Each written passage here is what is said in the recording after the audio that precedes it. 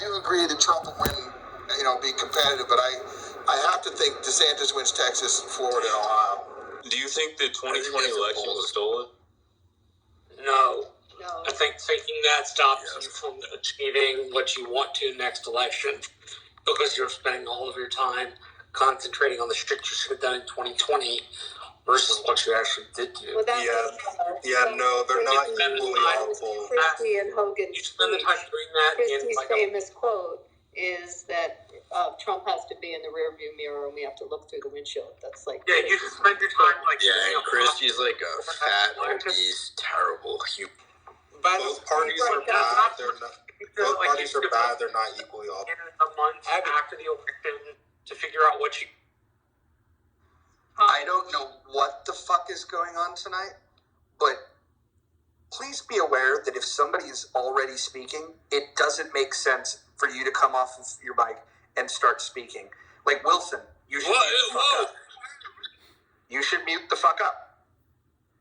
Why am I getting muted? What the fuck Because did I say that was out of you turn? fucking moron. Jesus Christ. Yeah, well done. I just got done saying this a second ago. If somebody is speaking, shut the fuck up.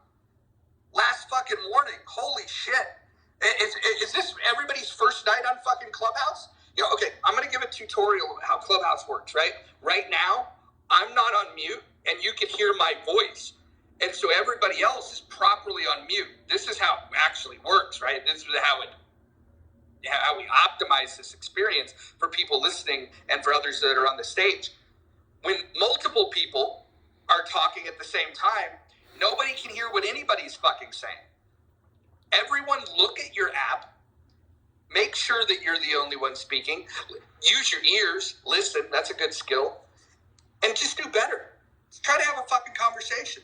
I'm going to go back on mute, but I'm telling you, the next time I see it, I'm just going to remove people. Because right now, people are acting. Abby, he wasn't talking about you. Well, I'm just trying to answer your questions, guys, but you know what would be fun? Like, I just did all my Super Bowl prop bets today at the casino. We should do, like, bets on everyone take their candidate and then come back in a year. Wait, when would we really know this? I'll be the bookie. Who wants to do book on that? Florida. I'm down. I'm for Trump, 100%. So I do have Mama Dude's in for Trump. Hell yeah. So I have this weird suspicion that Rick Scott is going to try and run, even though he's a dreadful candidate. And I wish he would never. He's just insufferable, but I think he's going to run. You mean the man that committed the largest Medicare fraud in American history? What? Can you repeat that? I was speaking. Oh, my bad. Oh, no, I didn't mean that as a bitch. I just wanted you to repeat that. I couldn't hear what you said. The man you can kindly repeat that. The man that committed the largest Medicare fraud in American history. Yep, Rick Scott. And by way of that became the wealthiest sitting senator in American history. By the way, talking about Rick Scott, did you see McConnell kicked him out of the committee that he was in? I did not, yeah, he was. And him and several others that, because, they were trying to oust McConnell as the, minority leader.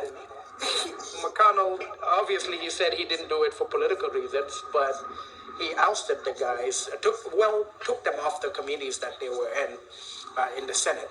And this news article came up, I think, about a week or 2 weeks ago. I thought that was really interesting. Oh, I think I missed this one.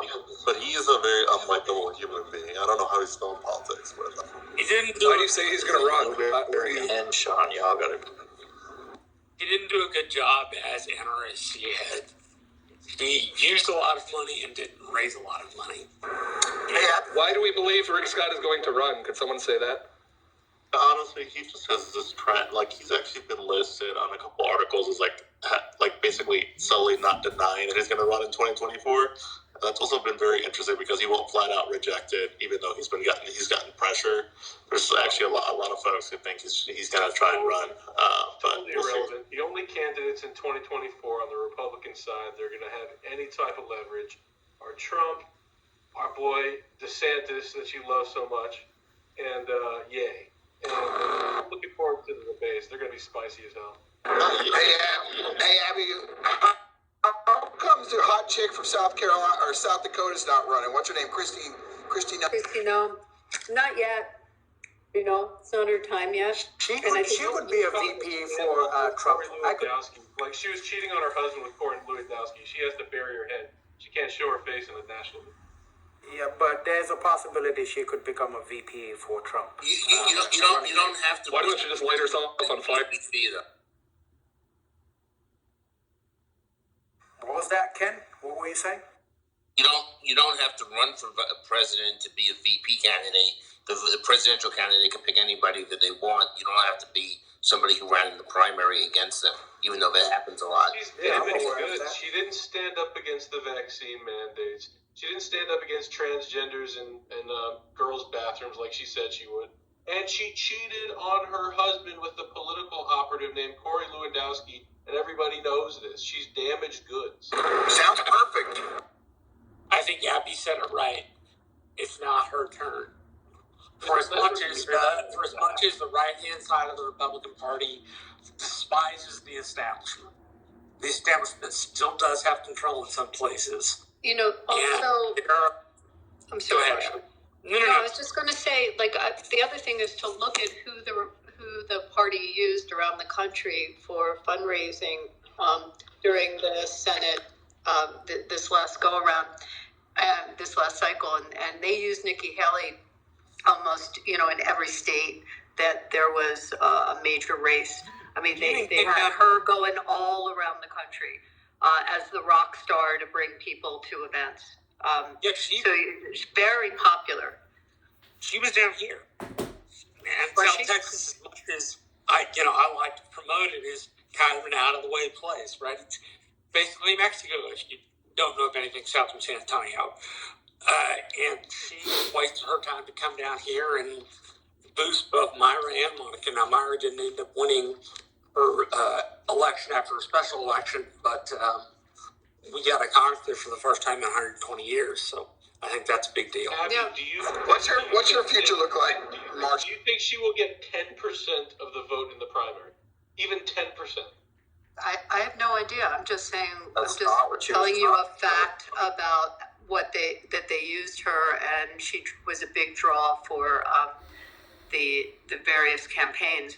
I mean, she was here in Nevada. I know they used her for Oz's campaign to get money. I mean, they had her trailblazing around the country to attract donors for those Senate races. So that's something. There's something telling. You can just look at who they used on the different Senate races to go around. They used Cruz also on some of them. But take a look at, if you can remember, if you're involved in your state with government or with campaigns, if you remember who was coming in and doing the different events. Yeah, the only events here that had a huge crowd were Donald Trump's events. That was it. Like, were you here for the initial question, LeBron? Because you keep answering like the topic is who do we think is going to be run, not who's going to be the most significant and the one to actually win.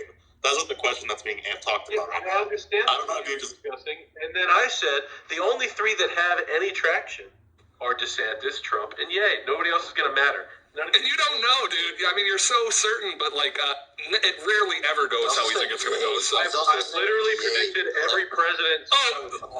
Literally, wow. Yeah, again, that is not the question that's being asked. I get it, that's your point of view, but you repeating that every time someone says a different name that you don't agree with is old. Did he say Ye? These are irrelevancies. Which DeSantis rolled out. Pompeo. Is Pompeo going to run? Is John Bolton going to run? These people don't matter. They're going to get less than 5% of the vote. That's not what we're talking about, though, bro. Don't tase me. Pompeo matters more than Bolton. Can we talk about an awful politician? Anybody want to talk about an awful politician? Don't know. So John Fetterdeath is literally on his deathbed in Pennsylvania, and his awful wife might be the senator in absenteeism, or what do we? I mean, yeah, that was the whole plan, was to get her in as the first immigrant. I know. Say hello to Mrs. Wilson for us. Hold on, wait. If Fetterman's wife is an illegal immigrant, and then by way of him being in the hospital, she's legally allowed to take his seat as a sitting. No, that's a real. That's not how immigration law works. No, they already got him dead. Is the thing. That's only the he floor. planned his death so she could be the That's only senator. the floor. So. Well, no, the governor may appoint her. That's what I'm trying to say in all my snark, is that she stands a legitimate shot if she's eligible to be appointed. There's other people in Pennsylvania that Josh Shapiro, I think, might pull. I agree, but I'm just saying she's on the list. I mean, and all my liberal tart friends back home are all hopeful that she gets it when Federer Death gets into the vegetable state. Hey, Blueberry, you vote for Doc? And I live in Texas. I just send sympathy cards to my old friends from high school. Shit, well, you got the Eagles, and yeah, okay. Wow. No, this is how I ally with Jewish friends. I was definitely for the Astros, and it hurt her feelings. So now I'm an Eagles fan for a week. Exactly. Thank you. Also, he's in Texas, so we're doing a gate in all sports. So Go Chiefs.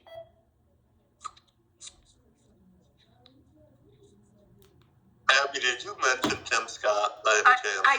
I mentioned Tim Scott. If you heard me say that the senator from South Carolina, yes, I mentioned him, and I think that I don't see him putting in his hat in the ring on the presidential, but I see him as a potential VP candidate. Yeah, because I'm just trying to figure out why is he roaming around Iowa doing listening tours. I'm like, suspicious behavior going on here. Who the fuck wants to go to Iowa anyways? But anyways, I had a question for Ken.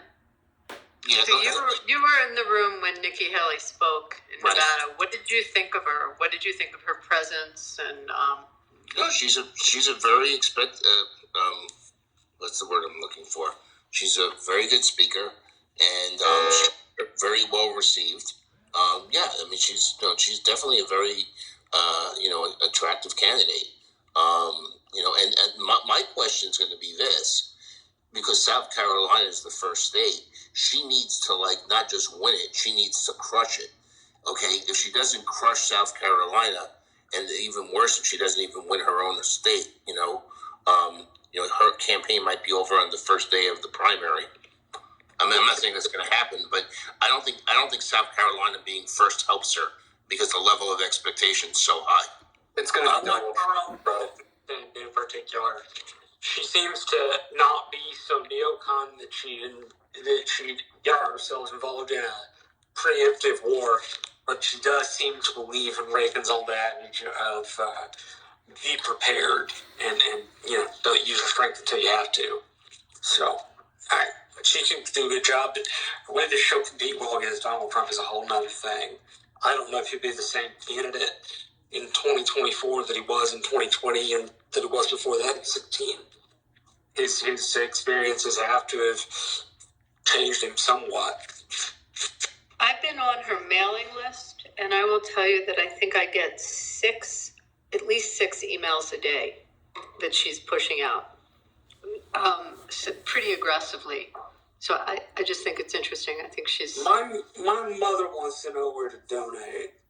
You think that's a good price? She asks me all the time, and I'm not as big into the money people as you, Abby. What do you think? Wait. Okay.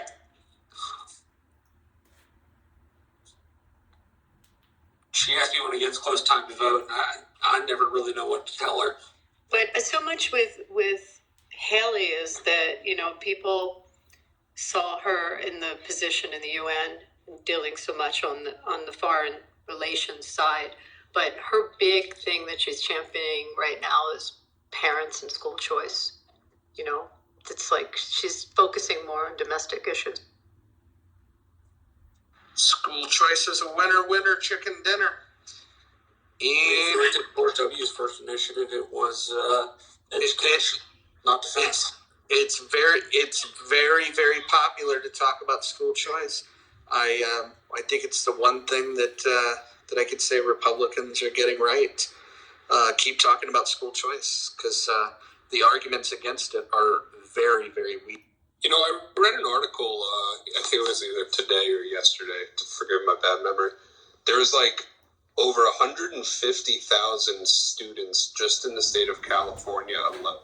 Is it 150? A boatload of students in the state of California, New York, Wisconsin, I think, was on the list. Massachusetts made it on there. Anyways, these students are all unaccounted for as far as like school enrollments go. And these are states that apparently keep really good records of the amount of students that were in the school system last year, compare it to the amount of students that are also enlisted in homeschool and private school, the amount of students that would have graduated from the school system, the amount of students that would have left the state entirely to move somewhere else. And like these students are basically all unaccounted for. Nobody can tell exactly where they're at, like as far as an administrative position. Like, what are they doing? Are they like registered in school? Are they just staying home? Did they like these are missing kids essentially as far as the school system.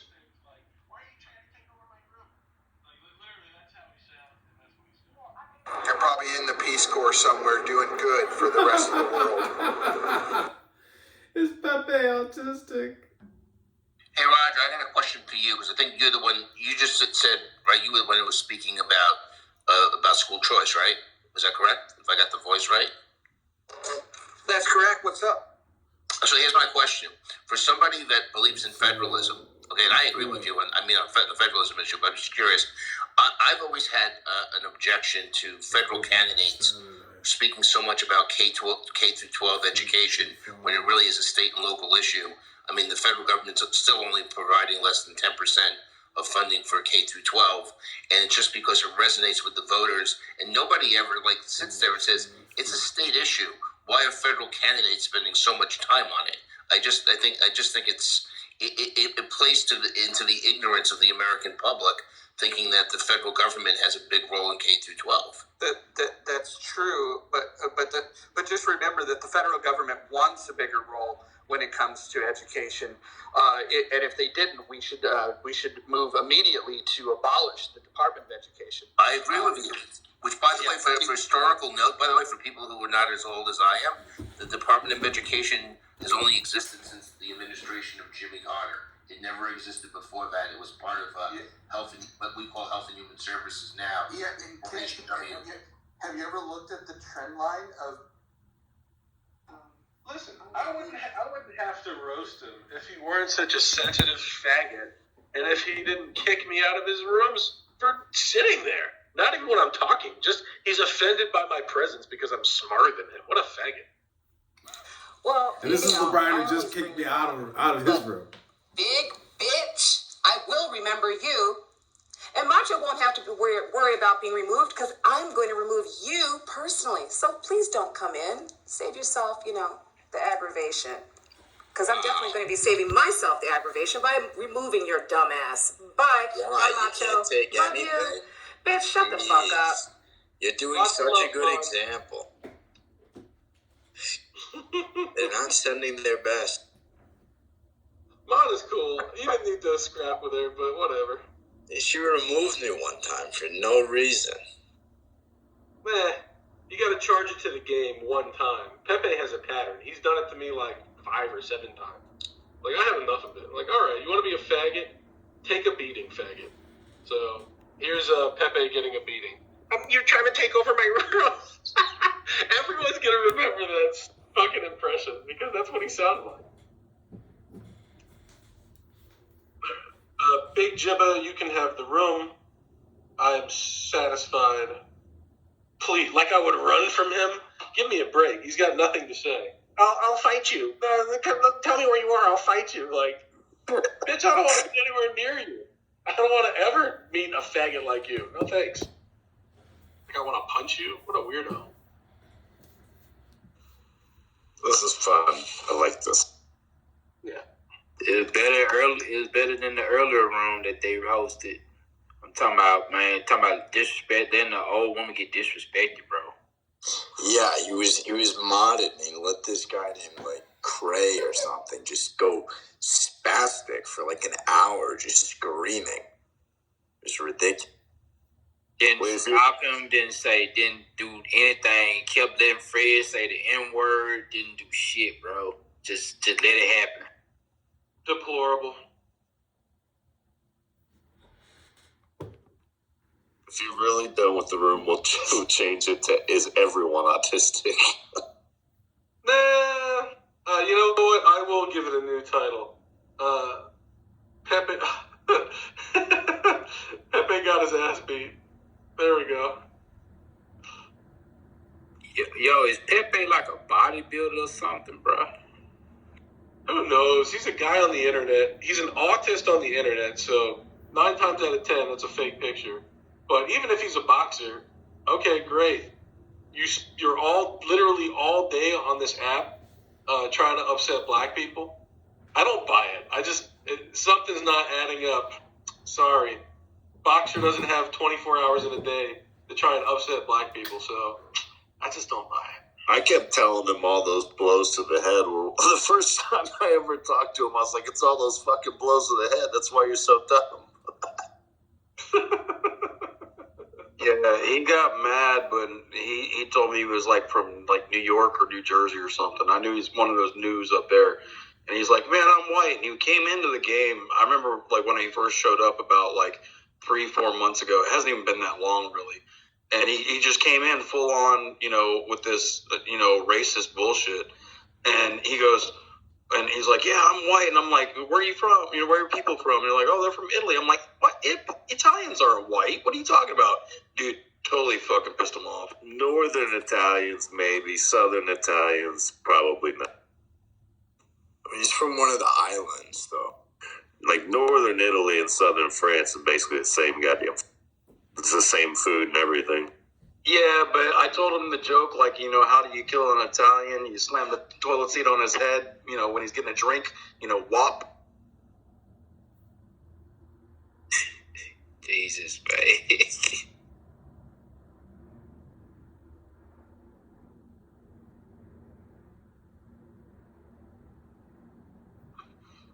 I really don't care about none of that racist shit. I don't give a fuck where you come from and all that. If you're an asshole, you're an asshole. If you're good people, you're good people. That's just how I go. Yeah, but it seemed like that's just his motive. Like, I saw it today, like, he just kept it going, bro. It was just, that room was terrible. Like, how he hosted it, everything was fucked up.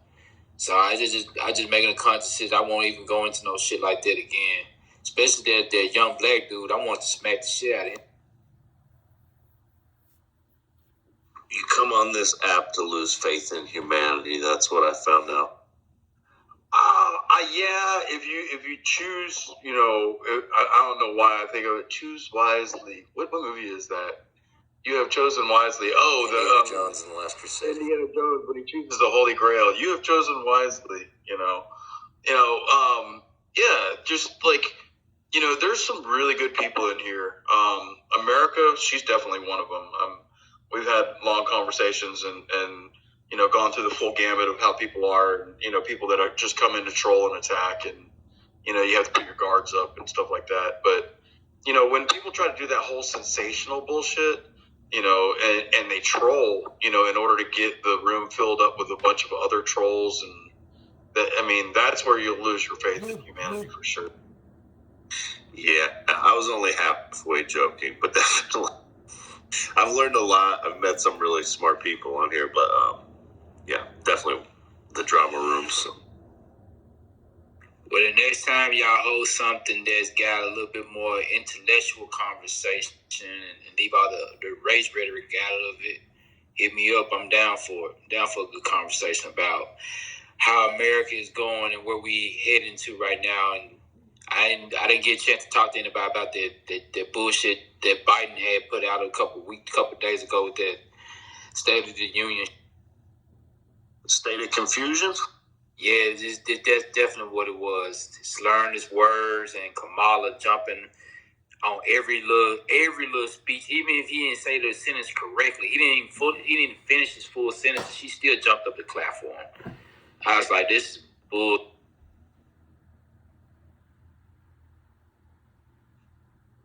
Yeah, you can't. Everybody and their mother knows that he's not going to be president again. The dude is delusional, and everybody realized that, you know, the biggest topic that they've been going after is guns. And, you know, in American history, you know, the black, you know, civilians, you know, within America have now just started, you know, moving into gun ownership on the highest level that it's ever been in American history. And now, you know, you got this Democrat that's coming after their guns, and they're realizing that, you know, the Democratic Party is in a lot of ways full of shit, you know, because the leftists have taken over. The idea of liberals, you know, I don't mind the idea of liberals. You know, when back in the 70s, you had that KKK group that went through like someplace up near Illinois or Michigan, and they got arrested, and they arrested like the top leaders of this group doing a march. And then you had Democratic Jew lawyers that were representing the leaders of the KKK. That's true liberalism. That's not leftism. So the Democratic Party has just turned into, you know, spit water. I see, and it's been going on for a while now. It's been going on for shit really since Bush got out of office. I'm starting to see a pattern with this. So I think they just gone berserk, and the dude's been fucking rhetoric about how he's gonna change inflation and how, you know, saying, hey, if you want to raise, you got it. Along with that, guess what? Eggs gonna go up, meat gonna go up, bread gonna go up, gas gonna go up. You just like, fam, you ain't talking about shit. You ain't. I'm sorry. Let me stop, bro. No, but I understand the sentiment, man. You know, I curse. I was in the military, so I got a mouth like a sailor, even though I was in the army. So I understand. Yeah, he wasn't talking about shit and slurring his words. Yeah, he's not gonna last long. But the real question is that who we put in after he leave. I mean, Sanchez is cool, but I don't. There's a you know, common understanding. If it was a head-to-head competition between Trump and DeSantis, fucking macho left, that piece of shit.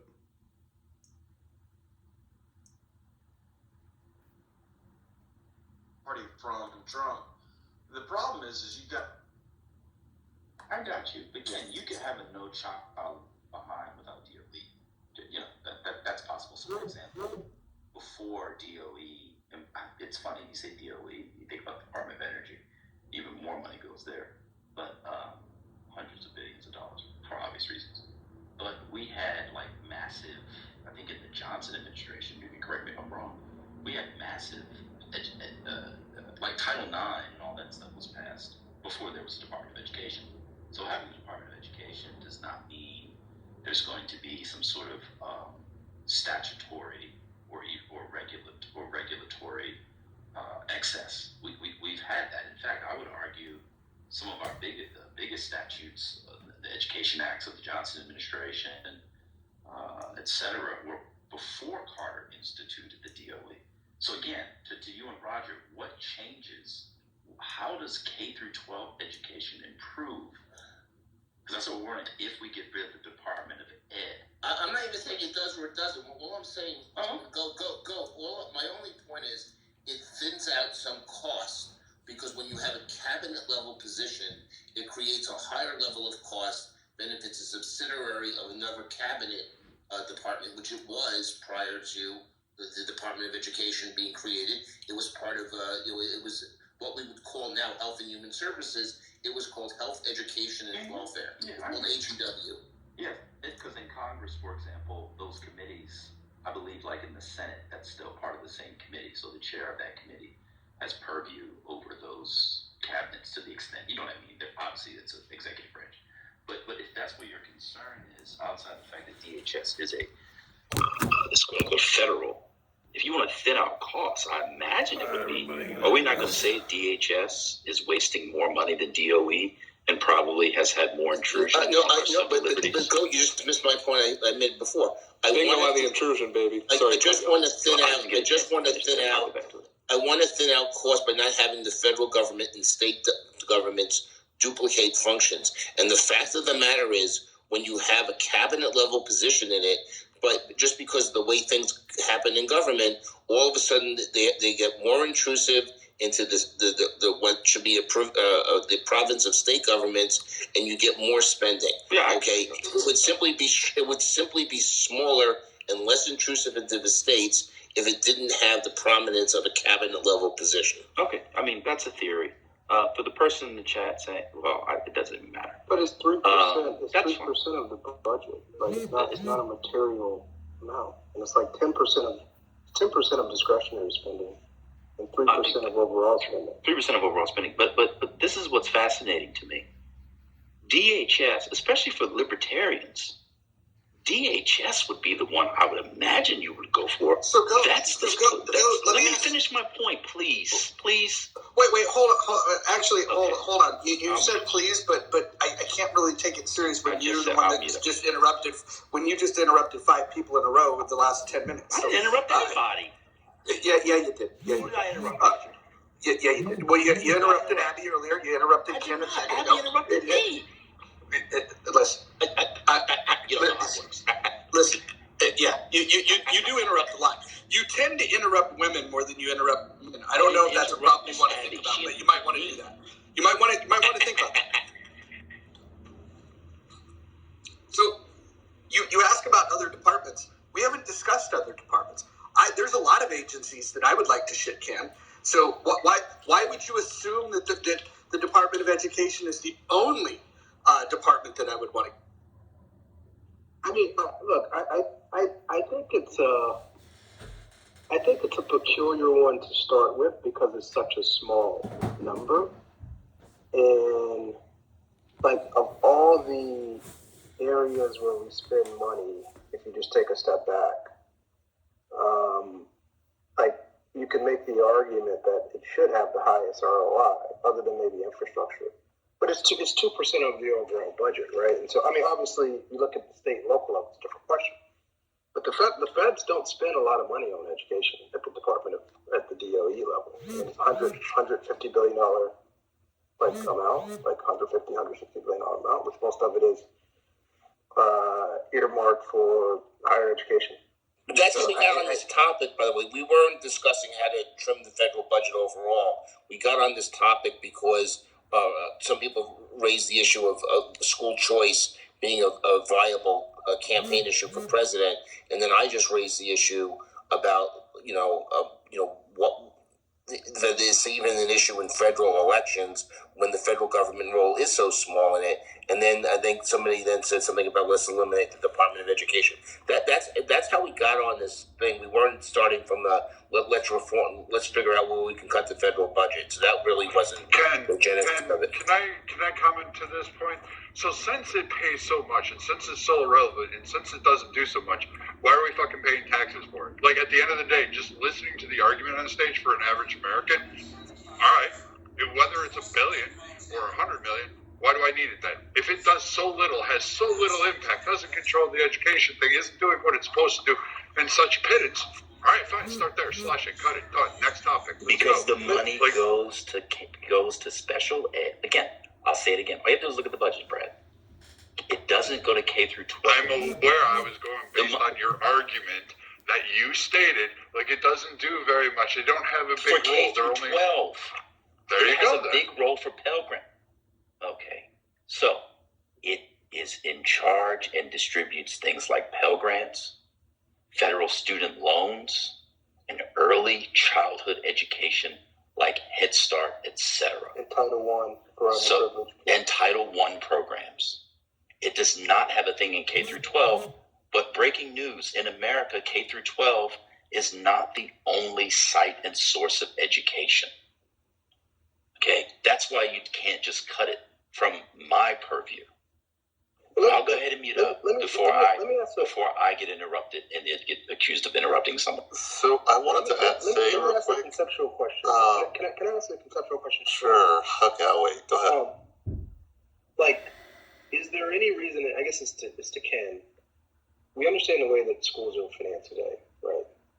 I guess conceptually, are people comfortable with the idea of kids in Alabama or Mississippi just having less funding per pupil or whatever than kids in Massachusetts or New Jersey? What's the principled position that if I live in New Jersey, I should have just higher quality books and. Okay, he asked me the question. Can I answer it? Okay. I'm not saying it's a principled position, but I'm going to give you the kind of common sense answer to that. There's certain things, okay, and this is just my own personal view. I mean, this is not like some sort of absolute thing. People could dispute it. And you'll see, by the way, from my answer, but sometimes I'm a liberal on things and sometimes I'm a conservative. And this will be an example of one. I actually think there's certain things that should be completely federalized. I think Medicaid, which is a joint program from the federal and state government, should be completely federalized, and the burden should be lifted from the states. And that would provide them more flexibility to put money into schools, things that are states' responsibilities. Okay, and so as far as the per capita funding thing, it makes sense for states to compete for having better schools because employers look at that. So that's something I think it's a good idea for states to compete on making their schools better. And if certain states decide that they don't want to do it because they want to put money in other things, then that's their burden, okay? And then people can make other choices about what states do you want to live in, just like people make choices about sometimes what school districts even within a state they want to live in. But that's kind of my answer on that. What I don't think is a good idea, and I grew up in New York, I could absolutely tell you this. It is not a good idea for states to compete on who could provide the most public benefits, like things on welfare and higher unemployment benefits, because then you basically get kind of like a adverse selection. I can tell you that in the 1980s, because I'm going to tell you because I'll give you something of my age. From the 1980s, this is where it is when we had the recession in the 80s, because New York borders Pennsylvania, and New York had more generous public benefits, and people lost their jobs and they were out of work for a while. A lot of people from Pennsylvania and Western Pennsylvania decided to move into New York State. You don't want the states competing on stuff like that. You do want states competing on putting out better schools, and that's the answer to your question. So I was gonna go on a different tangent. So does anyone else want to answer this before I jump in? Okay, so I was going to say real quick. So I actually went and looked at the budgets that we're talking about between the Department of Education and the Department of Homeland Security. And I was understanding the previous conversation to say that the Department of Homeland Security has a bigger budget than the Department of Education. And what I'm literally looking at is like the Department of Education has like a $94 billion budget, and the Department of Homeland Security is only at $50 billion.